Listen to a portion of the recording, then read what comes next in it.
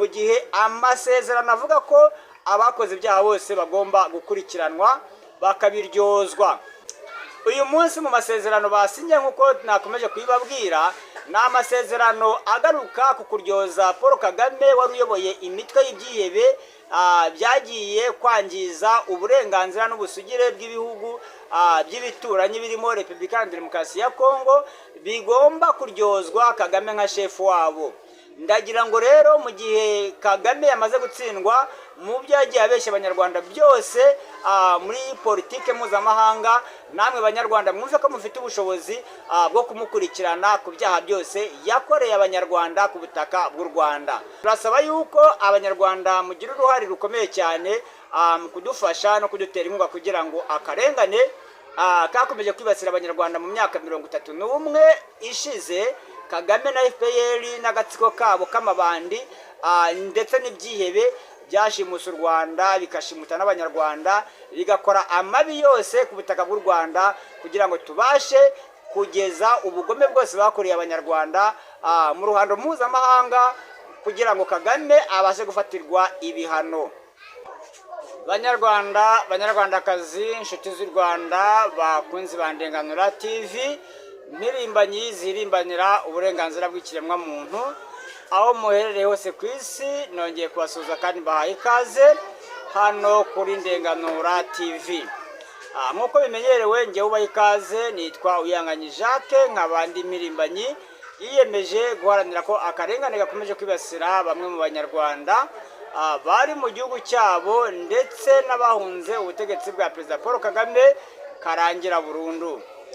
Muri iri joro rero murabona ko ikiganiro giteguye bwije, ndagira ngo mbagezeho amakuru y'umwimerere ari mu burasirazuba bwa Kongo, ku ruhande rwa Kongo ndetse n'u Rwanda. Ahangaha biragaragaza neza yuko Kamanyora ndetse na Bugarama ku mupaka w'u Rwanda na Kongo, mu burasirazuba bwa Kongo hamaze barimo bahatera amabombe akomeye cyane, ndetse mu kiganiro tuyogarukaho kikaba ari ikiganiro kigaragaza neza cyangwa cyemeza ko M23 yamaze kwigabanyamo ibice bibiri, nk'uko turimo tubibona hashingiwe ku makuru turimo duhabwa. Igice cya mbere kikaba ari icyasigaye muri Kongo gihanganye n'ubutegetsi bwa Kongo, ikindi kikaba ari igice kiyemeje guhangana n'ubutegetsi bw'u Burundi, aho M23 igice cya kabiri cyangwa cya nyuma ndimo mbabwira kiyemeje ko igice cya kabiri kikaba ari cyo kiyemeje kurasa kuri leta y'u Burundi, nk'uko biri kugaragara neza ko amabombe n'amasasu y'urufaya biremereye cyane barimo kubisharinga babyerekeza i Burundi ku butaka bw'u Burundi. Ndagira ngo nshuti bakunzi mudukurikiye hano kuri Ndenganura TV, twibukiranye yuko leta y'u Burundi niyo leta yemeye muri Afurika yose kugwa mu mugongo cyangwa se gufata mu maboko cyangwa gufata mu mugongo mugenzi wayo leta ya Kongo kugira ngo babashe guhangana n'ibitero bya leta y'u Rwanda yihishe mu mutaka wa M23. Aha rero kuba M23 yemeye kwigabanyamo ibice bibiri kugira ngo igice kimwe gisigaye kirasa muri Kongo, kirwana muri Kongo, ikindi kijye kurwana mu Burundi, nk'uko birimo bigaragazwa. Iyi ni tagitike barimo bakora, ariko twemeza neza yuko ishobora kuba atari tagitike yo kugira ngo batsinde, ahubwo ni uburyo bwo kwangiza umutekano w'abenegihugu mu bihugu byombi. Nk'uko tubimenyereye cyangwa uko namaze kubibabwira mu kiganiro cyatambutse, mu masezerano Kagame wari uyoboye M23 cyangwa wayifonze akayiha ibisabwa byose, byaba ari byo ku rugamba, byaba ari byo kurya, byaba ari imyambaro ndetse n'amasomo na ideoloji yo kwangisha abaturage igihugu cyabo kandi bagituyemo no kucyangiza, byose bikaba byaraturutse kuri Kagame. Uyu munsi ku itariki 4 z'ukwezi kwa 12 mu mwaka wa 2025 bamaze gusinyana amasezerano yo guhagarika intambara yabereye muri Washington muri Amerika, ibi rero nababwiye bimwe mu byari bikubiye muri ayo masezerano ko harimo icya mbere hari harimo guhagarika imirwano ko nta ruhande rwongera kurasa ku rundi, ndetse hakaba harimo gukurikirana abantu bose bagize uruhare mu gukora ibyaha by'intambara mu burasirazuba bwa Kongo guhera mu myaka 30 ishize.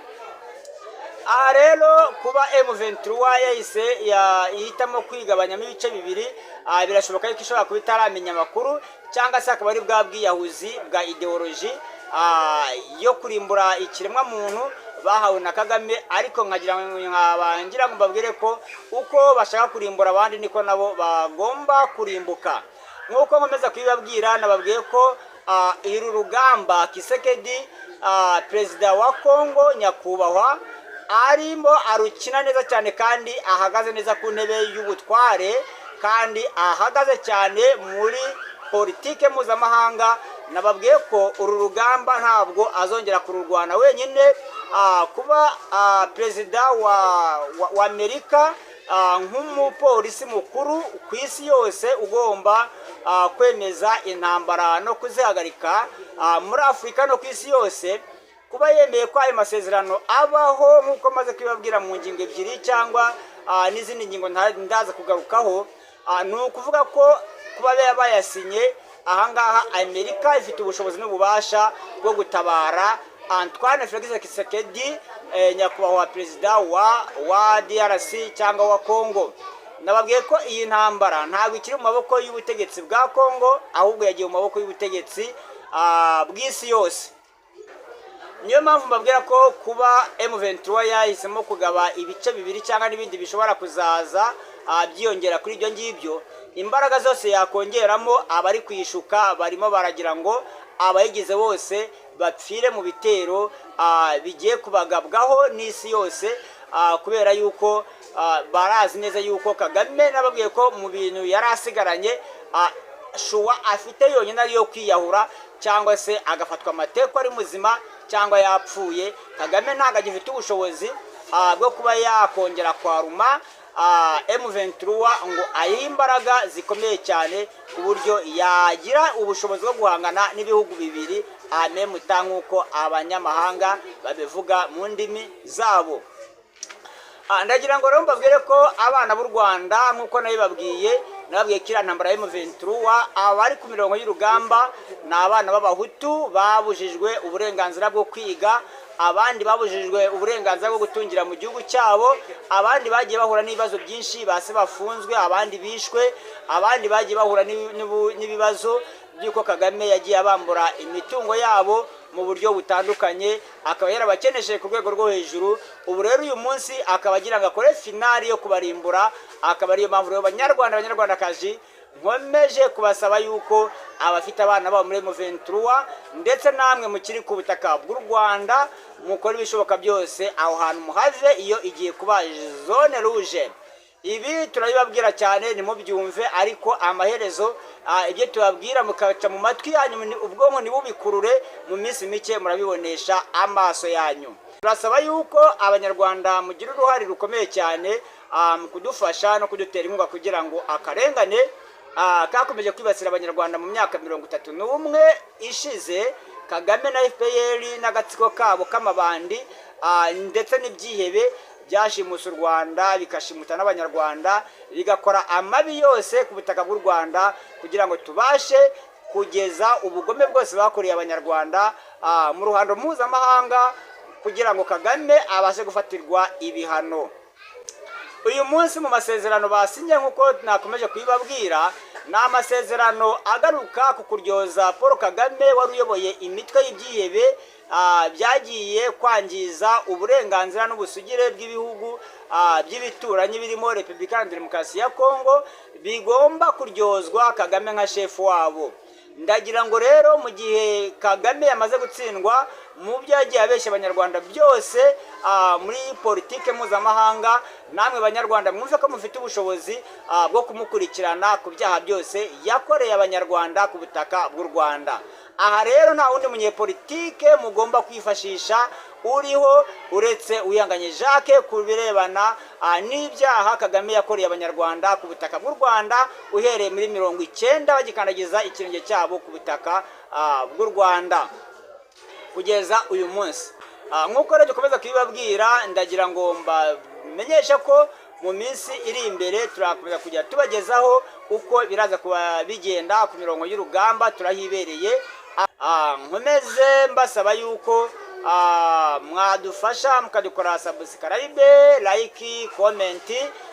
ndetse na share kugira ngo tubashe kubona ibitekerezo bibavamo ndetse kandi tubashe no kugira uburyo bwo gutera imbere mu birebana n'ibyo bikorwa muba mudukoreye nk'uko tuba tubibasaba. Ikindi tubasaba ni ukudutera inkunga mu buryo bw'ubukungu, kubera ko nababwiye ko Kagame yafashe imyanzuro ikomeye cyane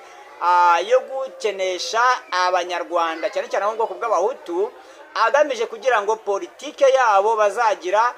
igihe bazaba bamaze kubihirwa n'ubuzima zaba yabashyizemo nk'uko biri mu Rwanda uyu munsi, batazagira ubushobozi bwo kuba babasha kubigeza mu ruhando mpuzamahanga. Nanjye rero nk'abandi umwe mu banyarwanda Kagame yakoreye ibyo ngibyo, ntago ndagaruka ku mateka yanjye n'imibanire yanjye n'ubutegetsi bwa Perezida Paul Kagame. Icyo ngarukaho gusa nababwira nuko ndi impunzi, nahunze ubutegetsi bwa Kagame na FPR Inkotanyi mu mwaka wa 2024. Rero abanyarwanda nkaba mbasaba yuko ubutunzi bwanyu mufite mugira icyo muduhaho kugira ngo natwe tubashe kubagerera aho mutabasha kwigerera. Hari abajya bambwira ngo nimero yanjye ntago bayibona, ariko nimero yanjye buri kiganiro nteguye ibiriho, uretse ko itari mu mazina yanjye, ariko amazina yose yirimo niba wayandukuye neza ukampamagara ukabona ni njyewe turavuganye, rwose kora ibyo ugomba gukora. Mbashimira Imana yakomeje kubarinda, natwe ikaba yaraturinze ibitero by'abashaka kuturimbura bayobowe n'ubutegetsi bwa Kagame na FPR Inkotanyi, ndetse uyu munsi twaba turi mu buhunzi. Mbasaba yuko namwe mugomba kudufasha kugira ngo namwe tubashakire uburyo ki mushobora kuba mwagira zone mujyamo mu buryo bw'ubwirinzi, kuko Kagame na FPR Inkotanyi ye umugambi wabo ni uwo kuzarimbura abanyarwanda bose. Nababwiye yuko nigeze kuganira n'umucikacumu ya jenoside yakorewe abatutsi igihe nari nkiri mu Rwanda, ambwira ko Kagame na FPR na RDF n'agatsiko kabo bababwiye ko mu mahugurwa iyo bajyaga bakora y'umwiherero wabo ko ngo icyo basanze mu gihugu cyose n'ikizahajya bamaze kugera ku butegetsi bazava mu gihugu nta kintu na kimwe kihasigaye. Aha rero mukurikije uko abana b'u Rwanda bari gupfira mu burasirazuba bwa Kongo bapfira ubusa, politike mpuzamahanga ikaba yamaze no kubananira. Kagame akaba yamaze gusinyira yuko intwaro bazirambika hasi, sinzi niba baramusubiraho bakajya kubana nawe, sinzi uko biraza kugenda kuri bariya abayobozi ba M23 bakomeye, barimo na Kabila, barimo na Bananga n'abandi ba colonel n'abagenerali bose. Ntago ziba Kagame ashobora kuza kubatungira mu gihugu cye mu gihe amasezerano avuga ko abakoze ibyaha bose bagomba gukurikiranwa bakabiryozwa. Aha rero nta wundi wo kubiryozwa mukuru wa mbere uretse Perezida Paul Kagame, mwimakaje mukamugira Imana, nawe akiha ubugabo n'ubugore n'ubukaka n'ubupfapfa n'ubupfayongo byose, akirukana Imana mu gihugu, akemeza yuko ari we muntu ugomba gusengwa. We ngo na FPR ye nk'uko Bizimana minisitiri wa propagande nk'uko bajya babimwita, ariko njye sinamwita minisitiri wa propagande, ahubwo ngenda mwita minisitiri wa runari, ntabwo ari minisitiri wa leta y'u Rwanda cyangwa w'ubutegetsi bw'ubumwe bw'abanyarwanda, ahubwo ni minisitiri ushinzwe kwamamaza no gushimangira mu banyarwanda amahame yose ya runari. Uriya minisitiri rero nk'uko yavuze ko ngo bagomba kujya bashima ngo Inkotanyi cyane mbere yo kuvuga Imana, byanana umwe ngo Imana bakayihorera kuko ngo ntacyo ngo yamaze, ko ngo Inkotanyi ngo arizo ngo zo gushimwa ngo no gusenga ngo no gusingiza. Ibi byose Kagame akabyumva agaceceka kubera ko basangiye propagande n'imitekerereze n'imyumvire imwe, aho babikomora barahazi simpagarukaho. Ibi byose ni ibintu abanyarwanda mugomba kwitandukanya n'uwo mugabo utakemera ko hejuru hari yamuremye hari akaba atemera yuko hari abamubanjije kubaho mu buzima, akaba yemera ko ari we kiremwa cyonyine kigomba kubaho ku isi, iki kiremwa muntu kigomba kudomera isi yose. Ibi rero ni ibintu bidashoboka kubera ko Imana irihesha icyubahiro, kandi banyarwanda mwitege yuko mu minsi mike cyane Kagame nakomeza iyi mico mibi n'imibereho mibi akomeje kwishyiramo y'ubugome n'ubugambanyi, mu minsi mike muraza kubona uru Rwanda rwahindutse ikindi kintu mutigeze mutekereza ko bishoboka. Nk'uko nakomeje kubibabwira rero, abadukurikira bazadukurikira mu bihe bizaza, mwese Uwiteka abaha amahoro n'imigisha. Ndabasezeye, murakoze cyane.